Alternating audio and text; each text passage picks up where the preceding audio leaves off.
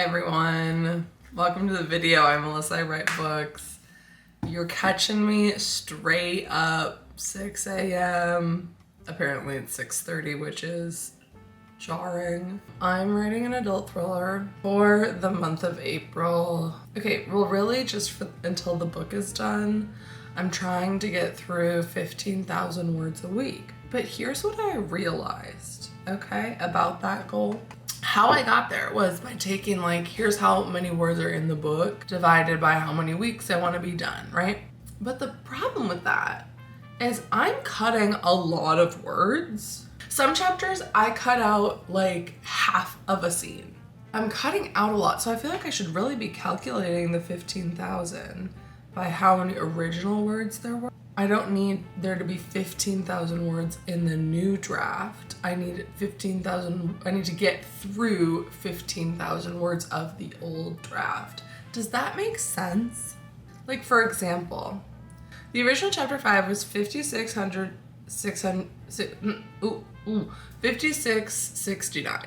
The new chapter 5, which is the same stuff, just the useful stuff, is 3331. I cut 2,033. I can't do math. 2,300 words about. Okay, that means I need to do math, which is upsetting. The good news about that is that I don't need to actually write 15,000 words. I just need to get through them. If I sound like I'm halfway to the grave, I don't know what happened yesterday. It's Tuesday. If you're really stalking me and paying attention, you'll notice you didn't see Monday. Yesterday I woke up.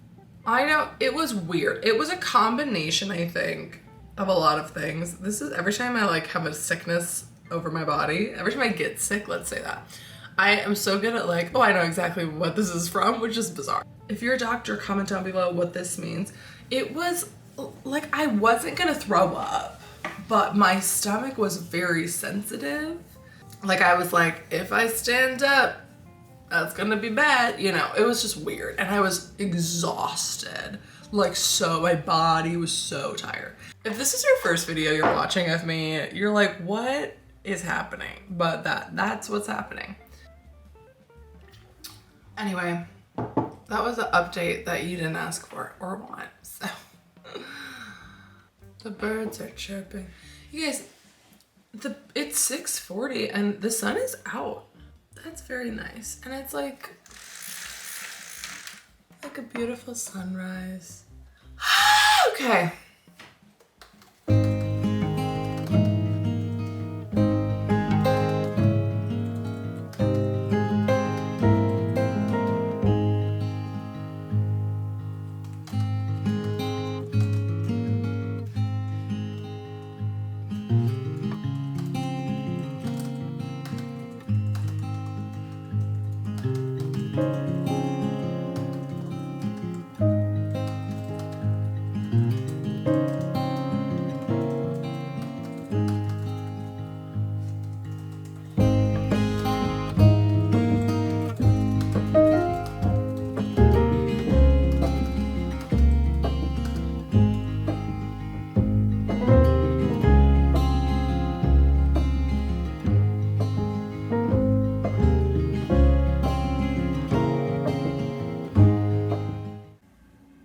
I've somehow again landed on the side of TikTok where I just see horrible, depressing, sad things. So I'm going to write instead. I really feel like I'm gonna get a bunch of query replies today, and I would like to get some requests and get a literary agent. I'm sure that was news to everyone. Because I've been looking really chaotically and dangerously at Query Tracker a lot, and I've been looking at all the data, and there's 3 or 4 agents who are right up to or past mine in the queue, and I just want them to respond with a request, which I'm sure no one has ever felt that way ever. Okay, let's write a book, okay?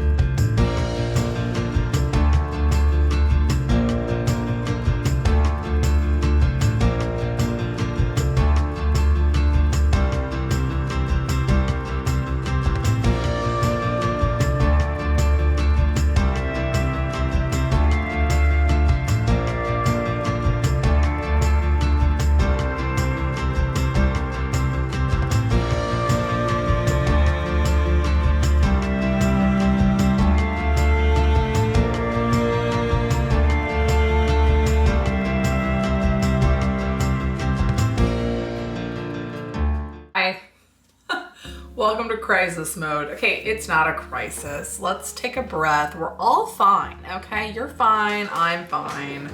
I've been thinking a lot. That's what you're here for, right? Is my thoughts? Okay. The first one, okay, I was reading Happiness for Beginners by Catherine Center this morning. Very good book. As I was reading it, they were mentioning something about like setting an alarm clock. And I was like, when was this book published? Because like we have alarm clocks, like it was, so I looked at the publication date and it was like reprinted in 2015, but it was originally published in like 2004. And to see a number like 2004, I know that books have been published forever. Like I know that, but I was 3 in 2004, not to age myself directly. I mean, I was maybe 4. I was 3 or 4 in 2004. When that book came out. Catherine Center is still someone who is like actively publishing books. Movies are being made out of her books. She's in Book of the Month boxes right now. Like she's doing the thing, right? She's tons of books out. It just gave me a lot of perspective because I've been very stressed about querying, obviously, and just very disheartened about querying. It just feels like there's this ticking clock because like publishing, like who knows what's happening with publishing and who knows what's happening with agents, and publishing is so slow and all the stressful things. No, stop. Don't stop doing that, please. I'm trying to stop. In the grand scheme of things, like if I just keep doing this, eventually I will wear down the industry. And I've literally only been, I mean, in the grand scheme of things, I've been writing for like 10 years. But I've been writing seriously for 5 or 6. I've only been actively querying for 2. In the grand scheme of my career as a writer and as an author, like, we're just at the beginning. I should stop being so disheartened about that things aren't happening in a month. Like, so that was the one thought I had that was actually good. And then another thought I've been having, I don't know if I told you guys about this. No, I think I did. When I went to that writers conference and I pitched those literary agents, one of them, I had a really interesting conversation with her about genre and about thrillers. At the time, I kind of dismissed it, sort of, because she was saying that like, or she was suggesting, or like, it was not really saying like, oh, your book needs to be this. It was more of a thought. What if it's more of a cozy? Which is kind of talking about how like thrillers in general are getting a lot darker. And in turn, like cozies and like lighter thrillers are also getting darker. Cause I want there to be stakes in the book and sad things happening sometime, you know? I've just been thinking about what she said about how like the setup kind of seems like it's like sort of funny. And I have thought that about my more recent books. Like when I explain the concept to people, they laugh, which is good because I'm like, I want a thriller that is like has humor and heart in it. Like I don't want it to just be like, it was a cold, dreary day, you know, and I like to think I'm funny. Like I know I have a sense of humor, and having a sense of humor is important to me in a book. But I would never say that I'm like a comic writer, like I'm not writing jokes. But I don't think that I'm incapable of that. Like I think I could write a funny book. I think that there are elements of my books that are funny. I don't know. I don't know if it's a marketing decision or if it's like what kind of book do I write next that fits that? Because initially I was like, you know, I could write cozies, but I don't think I want to. Like I don't think the stakes are high enough. But now I'm realizing that maybe the kind of book I would maybe try to write is like a thriller with a cartoon cover. Do you know what I mean? Finley Donovan is killing it, if you've read that. Or The Blonde Identity I just read. Both of those have there's like a cartoon on the cover. Like it is like a rom-com kind of a cover, but it's a thriller. Finley Donovan is very much like a cozy mystery thriller. Like each book is a case that they have to solve.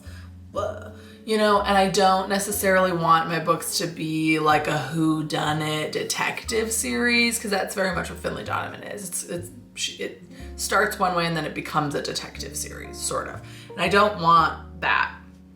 Like I want to write fun thrillers, but there are high stakes, but I don't know if that exists, but I think it does. Like I've been seeing more books published in that vein recently where there are stakes, but it has a lighter tone. But I'm so hesitant towards that though, because I don't want to write whodunits, and at the moment I don't anyway. And I don't want to write books with no stakes. And I feel like that's kind of what exists right now. But I feel like the market of thrillers is becoming very like, either you are writing horrible, horrible books that are good books, but like that turn into like really, really, really dark themes, or it's a cartoon cover and we're running and we're jumping and we're kissing each other. I'm trying to figure out where exactly I fit within that. And the other thing is, I don't know how much of that is marketing, because honestly, if you took The Wedding Season and you put a cartoon cover on it and I changed a few tonal things, I think it would be fine. But do I need to be pitching it a different way? I just don't know. So these are kind of some things I've been thinking about. None of these have truly anything to do with Gas Station, except for even Gas Station, like it makes me wonder if I should be writing it in a lighter tone or not. Like with more jokes, not jokes, just like more like wit. To tie this all back to Catherine Center, what I love about Catherine Center books is that, and honestly, Abby Jimenez as well, and Emily Henry sort of. I'm not the biggest Emily Henry fan. Like, she's great, but like Abby Jimenez does it much more for me. But I think they all fall into this similar vein of, would you qualify one of those books as a rom-com or as like a lit fic or a women's fiction? And it is kind of at the center of those, but they have to pick one for marketing purposes. Oftentimes Abby Jimenez gets put into rom-com or like fun romance. And oftentimes Catherine Center, she's making a shift though. She used to be very much like women's fiction and now is going into the more of the rom-com space. But honestly, most of her books fall in the middle of that. And that's what I want to do, because I think that those are the best books, is when it's not fully falling into genre. I want to be between a cozy and like a horrible dark thriller. And so maybe the way that I achieve that is through comp titles. Like maybe I'm comping a cozy and a deep dark thriller. I don't know, that's my genre thoughts today. Feeling #introspective. I don't know. Okay, bye.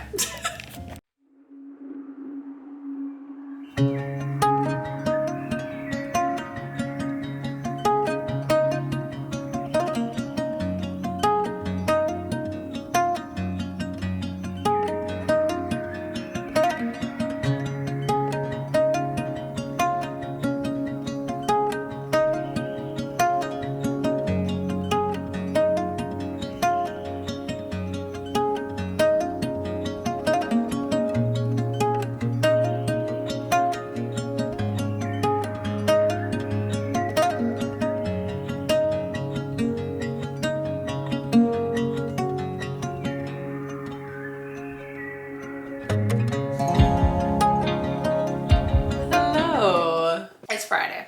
The last week I have been like weirdly sick, but not really, but yes. This happens to me.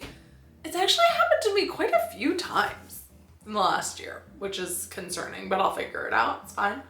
Sometimes when I go too hard and do too much, my body rebels and makes me sick. Or it might just have been a stomach bug. Like, I really get really extremely existential when I'm sick. It's actually really toxic, but also kind of fun. And sometimes gives me revelations about my life, but also sometimes makes me spiral about nothing. But sometimes the spirals are about good things. I don't know. I haven't written, I think I wrote on Tuesday. This week is also kind of a blur. I've just been sleeping a lot, trying to like reboot. I've just had a weird stomach bug. I have been thinking, as I do, okay, and it actually leads me to where we are, This is a room that you might not have seen as recently, but you might like like it's a similar vibe to my apartment. I used to have my office had all of my bookshelves and books in it, but now in my house there's 3 rooms. So I have one room that's my office and one room that is just for all of my books. And I was realizing the other day that I barely am ever in this room. And I was trying to figure out why that is, because like when I put all the books in here, when I was designing the layout in my head, I was like, I'm gonna be in there all the time. Like, this is where my rocking chair is, and I have my puzzle pad mat on the ground too, so I can, like, this is where I do puzzles. I have all my yarn in here. Like, this is gonna be my cozy hobby room. So pumped about it. And I've used it, like, I can count on one hand. I mean, I'm in here to grab books. I was trying to like put my finger on why that is. It's all a part of this revelation that I had. It's not even that big of a revelation. And maybe revelation is the wrong word. I realized that this room is only for leisure. Like, there's no productivity that can happen in this room. That's why I haven't been in here very much, is because I think I might be developing a toxic relationship with productivity. But okay, I don't know though. I get really existential when I'm sick, so I might just be making it up in my head. Like, I just feel like I have trouble doing things that aren't productive. I have not really been reading very much this year in comparison to other years, you know? And I think a part of that has just been my year so far, and I was just kind of reflecting on that too, just feeling very reflective. Like January and February, I was looking at houses and buying a house. Like that's a whole process, right? And then pretty much directly after that, I was just really hardcore editing my book. I don't regret that at all. Like, I like having a grind phase of time where I'm grinding and I'm in deadline and I'm focused, right? I've also been training for a triathlon, which is in August, not anytime soon. But anyway, like, moving and getting my book ready for that conference and ready for querying has taken a lot of my time, which is good. Like, I've enjoyed all those things, right? And now, I mean, I don't know. I just think I have not been prioritizing like leisure very much. I've been trying to read more in the last month. And even then, I'm trying to make reading into something productive. Like, I just am all about goals in my life, which has served me overall well, overall good.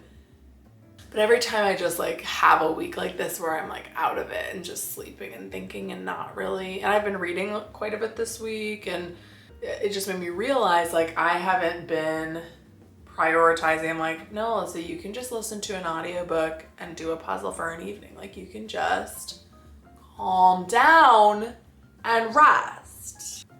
But I don't really want to.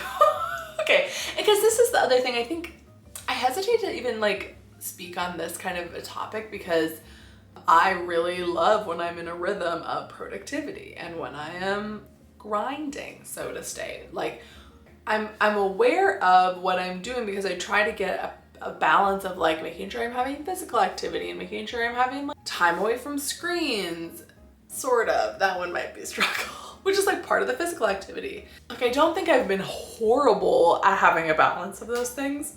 I just think the thing that has been missing that I need to maybe add in a little bit more is just like having time dedicated to just being bored or like being in this room leisurely without like a task, you know?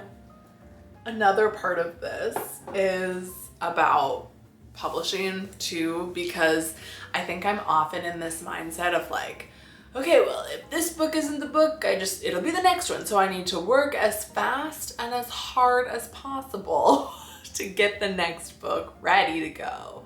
I really don't love having that relationship with writing where I feel like if I don't finish this book in the next 2 months, then I'll never get, like, I feel like I often slippery slope that way where it's like, okay, well, I need to finish a book a year or else I'll never be traditionally published because, like, and I want to have a fast pace with writing because I also like what that does for the story. Like, I enjoy writing that much and I enjoy getting through a story that quickly and I enjoy the progress.